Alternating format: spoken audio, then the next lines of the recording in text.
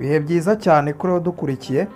Muri iyi minsi hariho ikibazo cyo kuryama umuntu akabura ibitotsi, hahandi umuntu nko mu nijoro umuntu akanguka kongera kubona ibitotsi ugasanga ni ikibazo.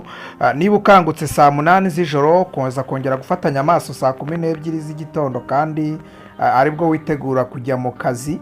Iyi ndwara rero uko ugenda yiyongera igira ibibazo, itera ibibazo by'ubwonko, indwara z'ubwonko zitandukanye kandi n'izindi ndwara zishamikiraho zifata umubiri ntizabura kukubaho. Iyi ndwara igenda yiyongera kubera ko iyo yiyongereye cyane itangira no guteza ibibazo ku muntu, harimo stress mu kazi, aho usanga boss atangiye kubibona nabi kubera ko ufite ibitotsi ugatangira kujya usinzira kenshi uri mu kazi, ugasanga ni ikibazo akenshi bikaba byatera n'agahinda gakabije.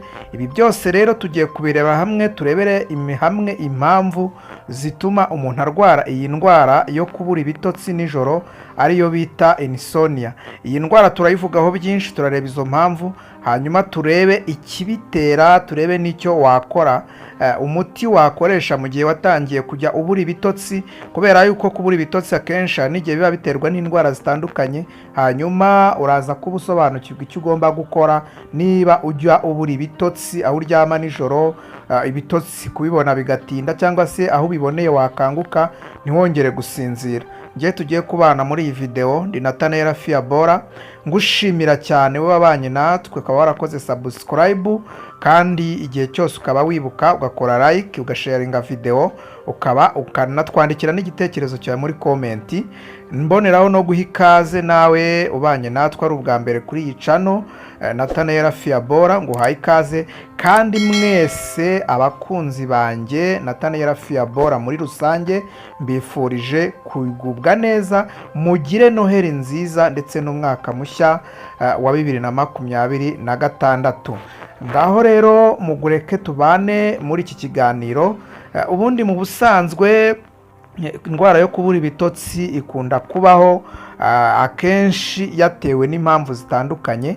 Kiba ari ikibazo rero gikomeye gihangayikishije abantu benshi cyane muri iki gihe, aho usanga umuntu ashobora kuryama ariko ntabashe gusinzira, cyangwa se agasinzira agakanguka kenshi mu gihe cy'ijoro, cyangwa se agakanguka hakiri kare ntabashe kongera gusinzira.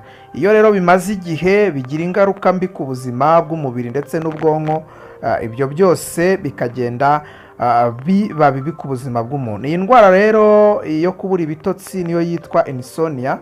Iyi ndwara ituma umuntu adasinzira neza, cyangwa se ntabashe gusinzira igihe gihagije, nubwo yaba afite umwanya cyangwa se igihe cyo kuryama gihagije, ariko ugasanga ibitotsi byagiye bibura. Umuntu mukuru akenera nibura ubundi kuryama hagati y'amasaha 7 cyangwa se 8 ku munsi, ubwo ndavuga mu ijoro, kandi akaba yarasinziriye. Nibwo tuvuga ko umuntu afite ubuzima bwiza, umuntu asinzira neza nta kibazo. Iyo rero usinzira ntugeze kuri aya masaha bitaguturutseho, ari uko waryamye wowe ukabura ibitotsi, tangira umenye yuko ufite ibibazo. Impamvu rero zishobora gutera iki kintu cyo kubura ibitotsi, hari impamvu nyinshi zituma umuntu agira iyi ndwara ya insomnia yo kubura ibitotsi. Harimo ibibazo byo mu mutwe. Hari abantu baba baratangiye kugira ibibazo byo mu mutwe, ari byo biba birimo stress, umujagararo, indwara z'ubwonko. Ibyo byose bikaba byaramaze kuza, harabayeho guhangayika cyane, kugira stress zo mu kazi, cyangwa se stress zisanzwe mu buzima busanzwe, aho usanga umuntu yaragize agahinda gakabije, depression, gutekereza cyane nijoro. Hari igihe umuntu aryama akaza kuba aribwo abonye umwanya wo gutekereza cyane. Ibyo byose ni ibibazo biba bishamikiye ku ndwara, cyangwa se ibibazo bishamikiye mu mutwe, mu bwonko.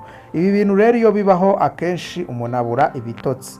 Ikindi kintu gikomeye ni ukuryama, ukaryama ugifite ibyo kurya mu nda. Ukimara kurya ugahita ujya kuryama, akenshi muri iryo joro rirangwa no kugira inzozi nyinshi cyane, bikaba byatera kubura ibitotsi.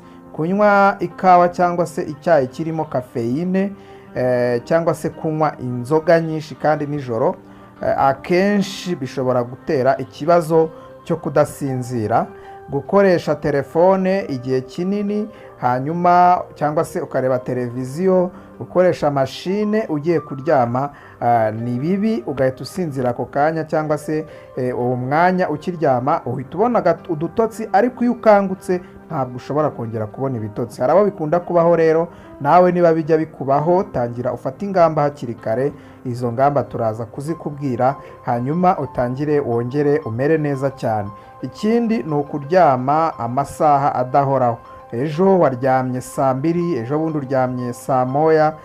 Ubundi akenshi iyo ugira gahunda yo kuryama, niba uryama ukavuga ngo ndyama saa 3 mba ngeze ku buriri, ukaba ufite iyo ntego, icyo gihe rwose ushobora guhura n'iki kibazo cyo kubura ibitotsi. Iyo ufite rero kuryama mu buryo butandukanye kandi budahuje igihe, biri iregiriye, ntabwo ushobora kubona ibitotsi cyangwa se ushobora guhura nawe n'iki kibazo cyo kujya ubura ibitotsi. Ikindi mu mpamvu zishobora gutuma umuntu ahura n'iki kibazo cy'uburwayi bwo kudasinzira bihagije, ukabura ibitotsi, ukaryama ukaza kuryama amasaha make nijoro kubera ko wabuze ibitotsi, ni indwara zimwe na zimwe ziterwa n'umuvuduko w'amaraso, indwara z'igifu, ububabare bw'umubiri, hamwe umuntu aba afite nk'ikibazo cy'amavi, kuribwa umugongo ndetse n'umutwe. Ibi nabyo bishobora gutuma udasinzira, ukarara ukabona ibitotsi bikeya nijoro. Ikindi ni indwara ziterwa n'ihindagurika ry'imisemburo, hormone.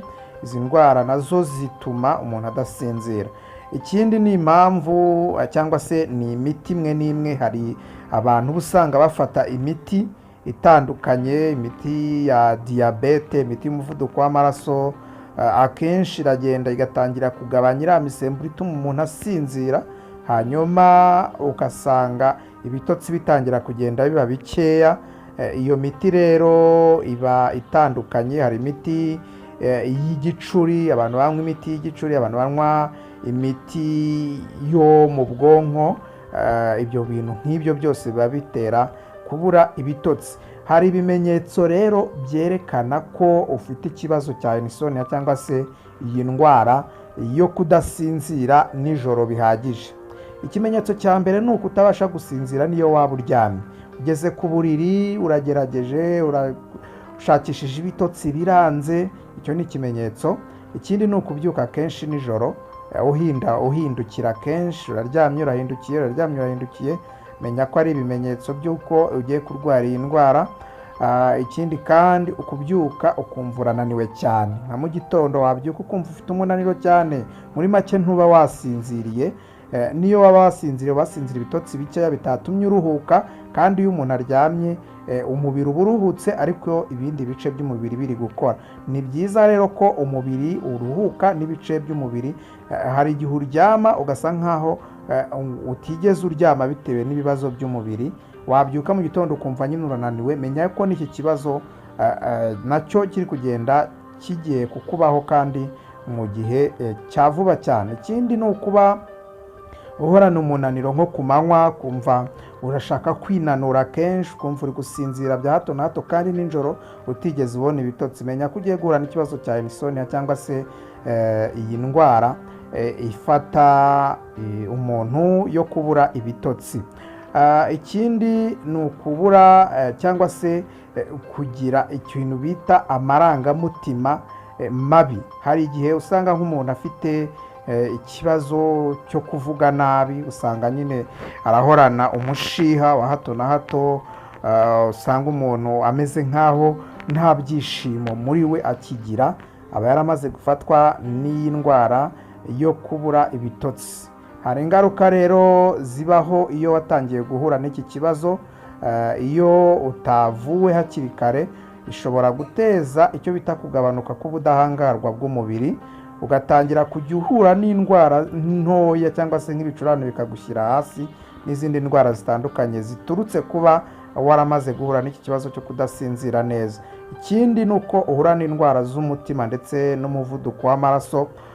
Indwara z'umutima nk'umuvuduko w'amaraso zagufata, diyabete, ushobora guhura n'ikibazo cy'agahinda gakabije, depression, cyangwa se kugabanuka kw'imikorere y'ubwonko biturutse kuri iki kibazo cy'indwara yo kubura ibitotsi bihagije. Hari uburyo rero ukwiye kuba ubyirinda kugira ngo ongere ubone ibitotsi. Jya uryama hakiri kare, ariko mu masaha wowe wagennye. Niba uryamye saa 3, menya ko iyo saha nyine igihe cyose ugomba kujya uri ku buriri. Akenshi bitewe n'akazi ukora cyangwa se bitewe na gahunda wagize, ukwiye gufata igihe cyo kuryama udahindagura, ukagira gahunda yo kuryama, ukavuga uti ngewe bitewe n'akazi mba ndi gukora, igihe cyose mba nshaka kuryama izi saha. Ni byiza kwiha gahunda y'igihe ugomba kuryamira. Ikindi, irinde kunywa kawa nyinshi mu gihe cya nijoro wenda kujya kuryama, ntabwo ari byiza cyane. Ikindi, irinde telefone byibura isaha imwe mbere yo kuryama.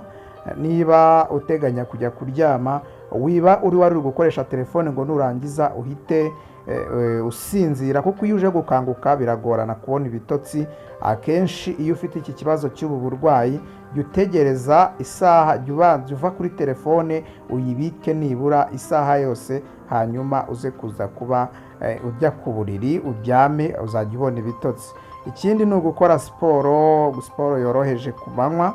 Ikindi ni ugutegura ibyo kurya urya nabyo bikwiye kugira uruhare mu gutuma usinzira neza. Niba umaze nko kurya ibiryo mbere y'uko ujya kuryama, tegereza iminota 30 nibura ishire mbere y'uko ujya kuryama. Iyo uryamye mbere y'iminota 30, ni ikibazo, ushobora kugera ku buriri ugahura n'inzozi nyinshi cyane nijoro, aho uje gukangukira ntuze kongera kuba wabona ibitotsi. Hari imiti kamere rero yo kwifashisha mu gihe wamaze guhura n'iki kibazo cyo kubura ibitotsi nijoro. Umuti ukwiye kuba utangira gufata ubu ngubu ni umuti witwa romare.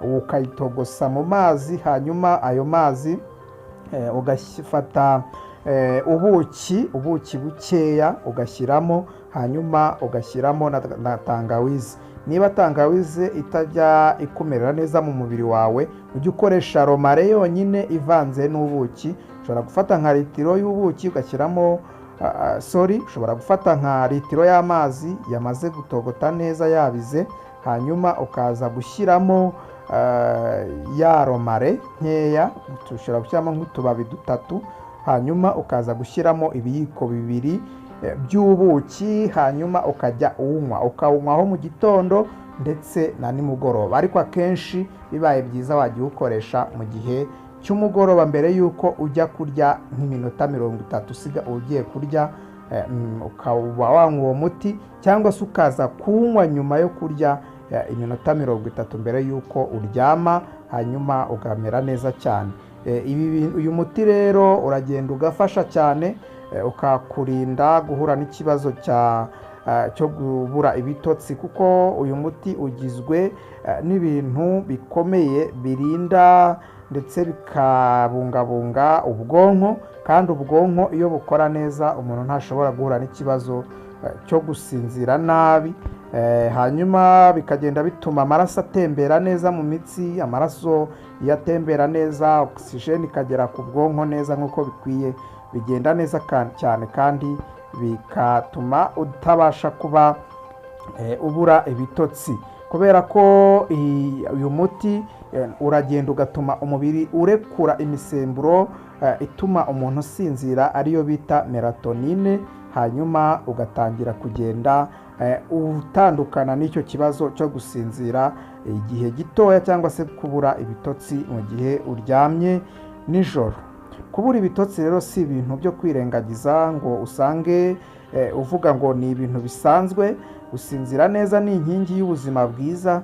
Kwitaho uko uryama, uko ubaho n'indyo urya, bishobora gufasha cyane kurinda iki kibazo cyo gusinzira gakeya cyangwa se kubura ibitotsi, bigatuma n'ubuzima bwawe bwaba bubi cyane. Tangira rero ukurikize inama muganga aguhaye. Mu gihe ubona bikomeye cyane, jya no kwa muganga bakurebera impamvu ituma udasinzira, hanyuma utangire kugenda nawe umera neza cyane. Niba wagize icyo wungukira rero muri iki kiganiro, ndagusaba gukanda like ukatwandikira igitekerezo cyawe muri komenti, kandi ugasangiza n'inshuti zawe iyi video kugira ngo nazo zibashe kugenda zibona ubu butumwa bwiza tuba twagiye tubagezaho.